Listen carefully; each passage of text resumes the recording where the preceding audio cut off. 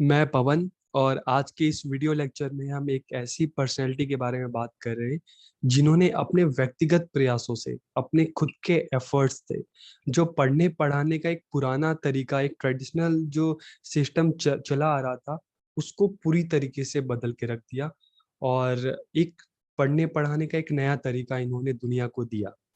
और अपने उन मेथड्स की वजह से, अपने उन एफर्ट्स की वजह से एक पूरी दुनिया में फेमस हुई, पूरी दुनिया में जानी गई।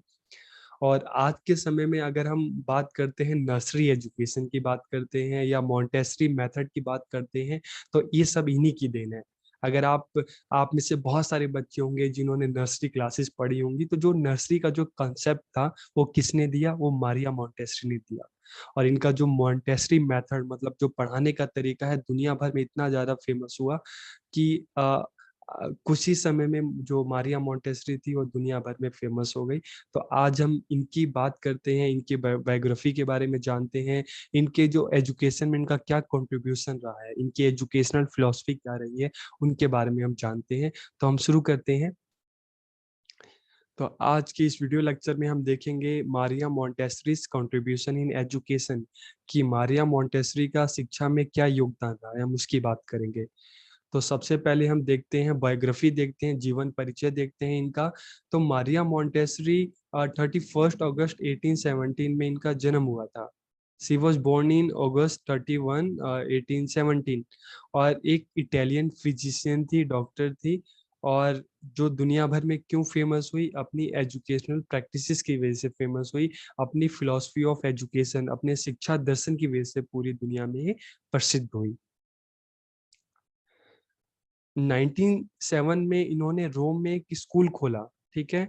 और उस स्कूल का क्या नाम रखा? बालघर, या इसको हम इंग्लिश में कहते हैं चिल्ड्रंस हाउस। कि इसका नाम क्या रखा गया? Children's house. और इन्होंने एक नई चीज ऐसी की कि पूरी दुनिया का ध्यान इनकी तरफ गया, कि इन्होंने बिना बुक के, बिना किताबों के बच्चों को खेल खेल में पढ़ाना सिखा दिया।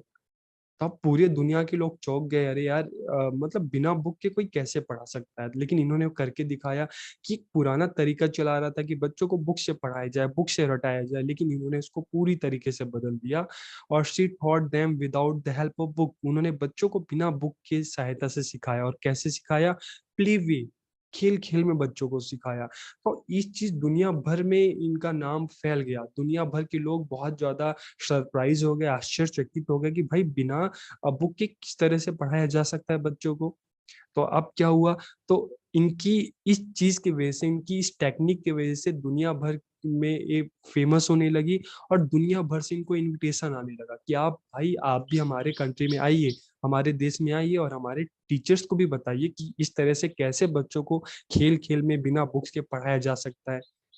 तो उसके बाद इन्होंने क्या किया कि इन्होंने दुनिया भर के देशों में विजिट किया, भ्रमण किया। और उनका जो ये एजुकेशनल, इनका जो एक्सपीरियंस रहा, ठीक है, उन्होंने उस पर कई सारी बुक्स भी लिखी। तो अब आपको समझ में आ गया होगा कि इन्होंने एक क्या नया चीज लेकर आई। जो एक ट्रेडिशनल सिस्टम चला रहा था कि बच्चों को रट्टे के थ्रू सिखाना है, बुक्स के थ्रू सिखाना है, तो उन्होंने इसको बदल दिया कि नहीं, बच्चों को बिना बुक के भी पढ़ाया जा सकता है। कैसे? खेल खेल में। कि बच्चों को बिना प्रेशर के, बिना बर्डन के भी कैसे सिखाना है, ये तरीका किसने बताया? मारिया मॉन्टेसरी ने। और भारत भी आई। तो हमारे यहाँ पे एक बहुत बड़े एजुकेशनिस्ट रहे हैं, गीजू भाई। उनकी हम बात आगे के जो हमारे, मैं वीडियो लेक्चर बनाऊंगा उसमें करूंगा। कि गीजू भाई के कहने पर 1939 में मारिया मॉन्टेसरी भारत आई, ठीक है। और she conducted several training courses for teacher, कि उन्होंने यहाँ के शिक्षकों के लिए कई सारे ट्रेनिंग कोर्सेज का आयोजन भी किया। और दुनिया भर में अगर हम आज के समय की बात करते हैं, दुनिया भर में 110 से ज्यादा देशों में 22,000 से ज्यादा मॉन्टेसरी स्कूल है। और आज जो मॉन्टेसरी मेथड्स की हम बात करते हैं, जो मारिया मॉन्टेसरी ने ये मेथड्स दिया, आज दुनिया भर के स्कूलों में इसका हम प्रयोग देखने को मिल रहा है। दुनिया भर के स्कूल्स में इसका इस्तेमाल किया जा रहा है। और इस महान पर्सनैलिटी की बात करें, इस महान व्यक्तित्व की बात करते हैं, तो इनकी जो डेथ हुई 6 मई 1952 में इनकी डेथ हुई। लेकिन आज ये हमारे बीच तो नहीं है, लेकिन इनके जो मेथड्स थे, इनके पढ़ने पढ़ाने के जो तरीके थे, आज भी दुनिया भर में उसकी वजह से इनको जाना जाता है। तो हम सबसे पहले बात करते हैं मॉन्टेसरी कक्षा कक्ष पद्धति की, कि मारिया मॉन्टेसरी की क्लासरूम अप्रोच क्या था, ये किस तरह से कहती थी कि क्लासरूम कैसा होना चाहिए। तो इनको इनका मानना था कि जब बच्चा क्लासरूम में आता है तो उसकी जो अंडरस्टैंडिंग है उसको डेवलप करना ही एजुकेशन का जो मेन जो सार है, जो मेन कंक्लूजन है होना चाहिए। कि बच्चा जब स्कूल में आता है तो कुछ सीखने के लिए आता है, ठीक है, और उसको सिखाना ही एजुकेशन का जो मेन ऑब्जेक्टिव होना चाहिए। जो सीखने के लिए आ रहा है उसको सिखाना। अब किस तरह से सिखाया जाए, तो ये मारिया मोंटेसरी ने बताया कि किस तरह से क्लासरूम कैसे होनी चाहिए ताकि बच्चा सीखने के लिए क्यूरियस रहे। तो कैसे क्लासरूम होने चाहिए कि प्रत्येक कक्ष को विद्यार्थियों के जरूरत के हिसाब से तैयार करना। Each classroom is uniquely suited to the needs of its student. की बहुत अच्छी बात इन्होंने बोली कि जो भी क्लास हो, क्लास को जो वहाँ उस क्लास में पढ़ने वाले स्टूडेंट हैं उसके हिसाब से उस क्लास को तैयार किया जाए। प्राइमरी क्लास है, लोअर प्राइमरी क्लास है, अपर प्राइमरी क्लास है, हायर क्लास है, तो हर क्लास को उस बच्चे की, उस क्लास में पढ़ने वाले बच्चों के हिसाब से तैयार किया जाए, ताकि बच्चा उसमें अपनी क्लास, ताकि बच्चे को अगर अपनी क्लास अच्छी लगेगी तो बच्चा, उससे क्या होगा कि अगर बच्चों के हिसाब से क्लास तैयार किया जाए तो बच्चा क्लास से दूर नहीं भागेगा बल्कि अपने क्लासरूम की तरफ आएगा। और किस तरह से क्लासरूम होने चाहिए कि beautiful, inviting and thoughtfully arranged. The room embodies each element of Maria Montessori's revolutionary approach कि विद्यालय में प्रत्येक कक्ष को तैयार करना, सुंदर और लुभावना बनाना, वस्तुओं का सहृदयपूर्वक प्रबंध आदि। तो ईच सारी चीजें, क्लासरूम एक ऐसे अट्रैक्टिव होना चाहिए, बहुत सुंदर होना चाहिए ताकि बच्चा क्लासरूम की तरफ आने के लिए क्यूरियस रहे। ऐसे सुंदर क्लासरूम बनाएंगे तो इससे क्या होगा कि बच्चा हमेशा, जैसे हम आजकल देखते हैं ना, बच्चे जो स्कूल जाना ही नहीं चाहते, क्लासरूम जाने नहीं चाहते, तो इनका मानना था कि क्लासरूम को ऐसा सुंदर बनाया जाए, अट्रैक्टिव बनाया जाए ताकि बच्चा क्लासरूम से दूर ना भागे बल्कि क्लासरूम की तरफ भागे। इस तरह से इनका ये मेथड था कि इस तरह से ऐसा करना है कि बच्चा क्लासरूम से दूर ना भागे बल्कि क्लासरूम की तरफ भागे। ये इस तरह से ये चाहती थी और इन्होंने करके भी दिखाया। और क्लासरूम के अंदर किस तरह से होना चाहिए, जैसे हमने बात की कि नेचुरल लाइटिंग होनी चाहिए। क्लासरूम किसी ऐसे अंधेरी जो कोठरी इस तरह से नहीं होना चाहिए। नेचुरल लाइटिंग, ऐसी जगह हो जहाँ पे नेचुरल लाइटिंग हो, उसके जो दीवालों का कलर हो, वॉल का जो कलर सॉफ्ट कलर हो, and uncluttered spaces set the stage for activity. कि क्लासरूम जो नेचुरल लाइटिंग हो वो, और इसके अलावा सॉफ्ट कलर हो, और क्लासरूम में प्रॉपर इस तरह से स्पेस होना चाहिए जहाँ पे बच्चा खेल खेल कर सीख सके, उनकी एक्टिविटी के लिए इस तरह का स्पेस होना चाहिए। और learning material are displayed on accessible shelves.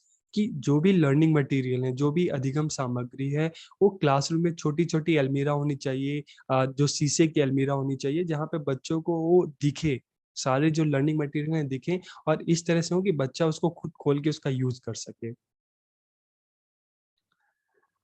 इसके अलावा in this safe and empowering environment student find joy in learning. कि इस तरह से सुरक्षित और सशक्त माहौल में विद्यार्थियों को सीखने में क्या मिलती है, खुशी मिलती है।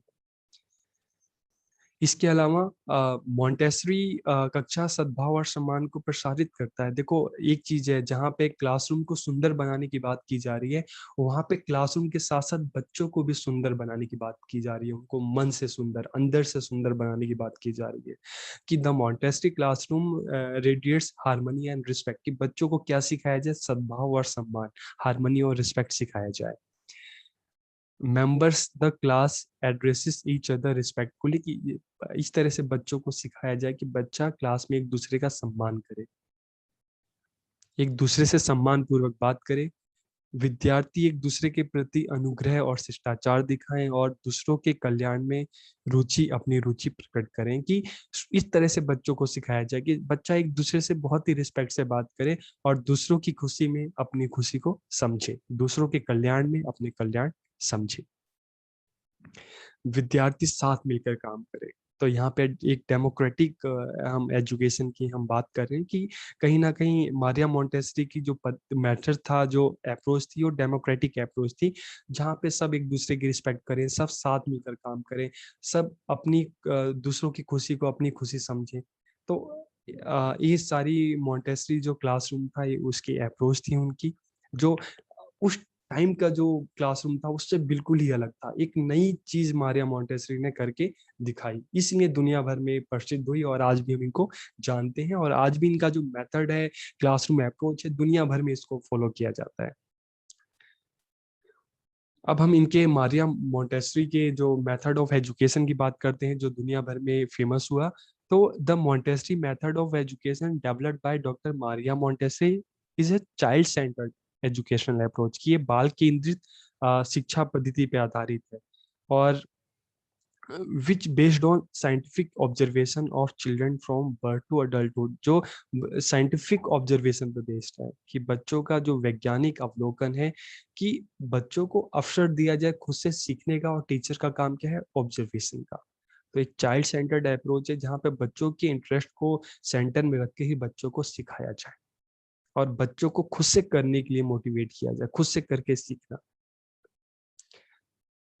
और इसके बाद हम बात करते हैं, तो इसलिए मारिया मोंटेसरी का जो एक टीचिंग मेथड था, दुनिया भर में बहुत ज़्यादा फेमस हुआ, क्योंकि इसमें हम बात कर रहे हैं, इसमें सिर्फ बच्चों के कॉग्निटिव डेवलपमेंट में नहीं, बल्कि उनके फिजिकल, सोशल, इमोशनल डेवलपमेंट पे भी ज़्यादा फोकस किया गया। सिर्फ बच्चों के मानसिक ज्ञानात्मक विकास पर नहीं, बल्कि उनके सामाजिक, शारीरिक, भावनात्मक विकास पर भी बहुत जोर दिया गया। इसलिए मारिया मोंटेसरी का ये मेथड दुनिया भर में बहुत ज़्यादा फेमस हुआ। अब हम बात करते हैं principle of the Montessori method, कि उनके जो मेथड्स थे उसके क्या क्या सिद्धांत थे, तो आपको और अच्छे से समझ में आ जाएगा। कि व्यक्तिगत विकास का सिद्धांत, प्रिंसिपल ऑफ इंडिविजुअल डेवलपमेंट, कि हर बच्चे का डेवलप करना है, हर बच्चा अपने आप में यूनिक है, तो हर बच्चे को आगे बढ़ाना है, हर बच्चे का डेवलपमेंट करना है। स्वतंत्रता का सिद्धांत, प्रिंसिपल ऑफ फ्रीडम, की बच्चों को पूरी फ्रीडम दी जाए खुद से करके सीखने की, बच्चों पर किसी तरह का बर्डन, किसी तरह का प्रेशर ना दिया जाए, बल्कि बच्चों को अपॉर्चुनिटी दी जाए, उनको फ्रीडम दिया जाए, ताकि बच्चा खुद से करके सीख सके। स्व शिक्षा का सिद्धांत, प्रिंसिपल ऑफ ऑटो एजुकेशन, तो टीचर का काम बच्चों को ऑब्जर्व करने का है, ठीक है। बाकी बच्चों के सामने मटेरियल दे दिया जाए, टीचिंग मटेरियल दे दिया जाए, टीचिंग एड्स दी जाए, और उसको इंट्रोड्यूस कर दिया जाए कि किसका कैसे यूज करना है। बाकी बच्चों को उनके साथ खुद छोड़ देना चाहिए, बच्चा खुद से कर कर अपने ज्ञान का, अपने नॉलेज को खुद से क्रिएट करेगा। तो यहाँ पे एक बात की गई ऑटो एजुकेशन की, कि बच्चा खुद से सीखने को बच्चों को अवसर दिया जाए, ताकि बच्चा अपनी नॉलेज को खुद से क्रिएट करे। मांसपेशियों के प्रशिक्षण का सिद्धांत, प्रिंसिपल ऑफ मस्कुलर ट्रेनिंग, की बच्चों की जो मस्कुलर ट्रेनिंग है, हाथ पैर है, मांसपेशियां, इसकी भी ट्रेनिंग दी जाए। और इसके अलावा जो भी एजुकेशन दी जाए बच्चों को, उनको सेंसेस के थ्रू दी जाए, ज्ञानेंद्रियों के द्वारा उनको ज्ञान दिया जाए, प्रशिक्षण दिया जाए, क्योंकि जैसे हमने बात की थी कि senses are the gateway of knowledge, की इंद्रियां ही, ज्ञानेंद्रियां ही हमारे ज्ञान का जो द्वार है। तो इसीलिए बच्चों को जो भी सिखाया जाए उनके सेंसेस के थ्रू, जैसे हमारे 5 सेंसेस होते हैं, तो उनको सेंसेस के थ्रू सिखाया जाए। प्रिंसिपल ऑफ रिस्पेक्ट, की इनका जो प्रिंसिपल जो है, मोंटेसरी मेथड जो है, क्या कहता है कि बच्चों को एक दूसरे की रिस्पेक्ट करना सिखाया जाए, और एक ऐसी क्लासरूम जहाँ पे सब एक दूसरे की रिस्पेक्ट करें। और principle of the prepared environment, की मतलब इसमें क्या कहा गया, तैयार परिवेश, की क्लासरूम को इस तरह से पहले से तैयार किया जाए, बच्चों की नीड के हिसाब से तैयार किया जाए, ताकि वो बच्चों की जरूरतों को हमें पूरा किया जा सके, और बच्चा अपने क्लासरूम की तरफ अट्रैक्ट, और वहाँ पे सीखने के लिए हमेशा क्यूरियस रहे। तो प्रिंसिपल ऑफ प्रिपेयर्ड एनवायरनमेंट, की इस तरह के क्लासरूम, स्कूल का जो एनवायरनमेंट है, वो प्रिपेयर्ड होना चाहिए पहले से ही, बच्चों की नीड को ध्यान में रख के। और इन्होंने एक जो नई, जो एक बहुत अच्छी चीज थी, चाइल्ड साइकोलॉजी को ध्यान में रखा, education according to child psychology of the child, के बच्चों के मनोविज्ञान के अनुसार शिक्षा दी जाए। फिर रोल ऑफ टीचर, के टीचर का क्या रोल है, तो make children the centre of learning, की बच्चों को अधिगम का केंद्र बनाना, उनके रुचि, इंटरेस्ट के को ध्यान में रखकर ही उनको सिखाना, उनको बताना, और उनको खुद से सीखने के अवसर प्रदान करना। प्रिपेयर द लर्निंग एनवायरनमेंट, की एक क्लासरूम का एक ऐसा एनवायरनमेंट को डेवलप करना, एक ऐसा माहौल बनाना जहाँ पे बच्चा को खुद से करके सीखे, जहाँ पे बच्चा अपनी नॉलेज को खुद से क्रिएट करे। और encourage the children to learn, कि बच्चों को सीखने के लिए प्रोत्साहित करना, बच्चों का निरीक्षण करना, कि बच्चों को देखना, उनको ऑब्जर्व करना, बच्चों को सिखाना नहीं बल्कि बच्चों को फ्रीडम देना खुद से सीखने की। और टीचर का काम क्या है? बच्चों को ऑब्जर्व करते रहना। सभी बच्चों और उनके कार्यों का आदर करना, respect for all children and their work. शिक्षण सामग्री से बच्चों को परिचित कराना, इंट्रोड्यूस लर्निंग मटेरियल, की जो भी लर्निंग मटेरियल क्लास में, उससे बच्चों को इंट्रोड्यूस करा दो कि हाँ ये इस तरह से है, इससे हम इस तरह से सीख सकते हैं, क्या है, तो उसको इंट्रोड्यूस करवाओ बच्चों से। हम मेथड्स ऑफ टीचिंग की बात करते हैं तो दैनिक जीवन के अनुभव, डेली लाइफ एक्सपीरियंस की, अगर हम एजुकेशन को बच्चों के डेली लाइफ से जोड़ देते हैं तो उस एजुकेशन में इंटरेस्ट आ जाता है, क्योंकि उस एजुकेशन को बच्चा खुद से जोड़ सकता है। तो दैनिक जीवन के अनुभव पे आधारित होनी चाहिए शिक्षा। डेली लाइफ एक्सपीरियंस, इंद्रिय प्रशिक्षण के लिए व्यायाम, की बच्चों को उनकी सेंसरी ट्रेनिंग के लिए एक्सरसाइज करवाई जाए डेली। अवलोकन विधि, ऑब्जर्वेशन मेथड, एक्सपेरिमेंट मेथड, प्रयोग विधि। तो ये कुछ मेथड्स उन्होंने बताए। इसके अलावा डिसिप्लिन की अगर हम बात करते हैं, सेल्फ डिसिप्लिन, सेल्फ कंट्रोल और सेल्फ डायरेक्टेड, की स्व अनुशासन, आत्म नियंत्रण, स्व निर्देशन, इस तरह के जो डिसिप्लिन है बच्चों में डेवलप किए जाए। और कंट्रीब्यूशन इन एजुकेशन, तो हम देखते हैं कि इनका एजुकेशन में क्या कंट्रीब्यूशन रहा है, शिक्षा में क्या योगदान रहा है। तो बच्चों की स्वतंत्रता, उन्होंने फ्रीडम ऑफ चाइल्ड की बात की है, कि बच्चों को जब लर्निंग की बात आती है तो बच्चों को पूरी फ्रीडम दी जाए, ताकि बच्चा खुद से सीखे, अपनी नॉलेज को खुद से क्रिएट करे, तो बच्चों को फ्रीडम दी जाए।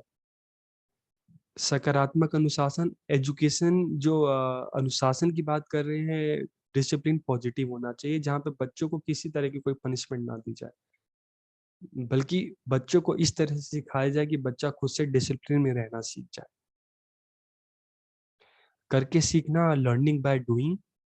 डेमोक्रेटिक एजुकेशन, लोकतांत्रिक शिक्षा, जैसे हमने बात की।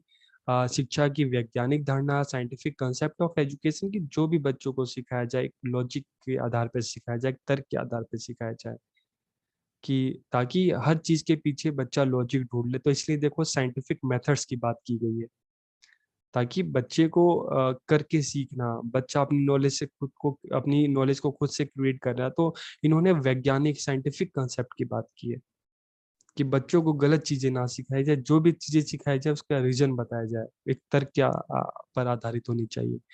एम्फेसिस ऑन इंडिविजुअल टीचिंग, व्यक्तिगत शिक्षण पे इन्होंने जोर दिया, हर बच्चे पर स्पेस अटेंशन की बात की गई है, कि हर बच्चे को अटेंशन दी जाए।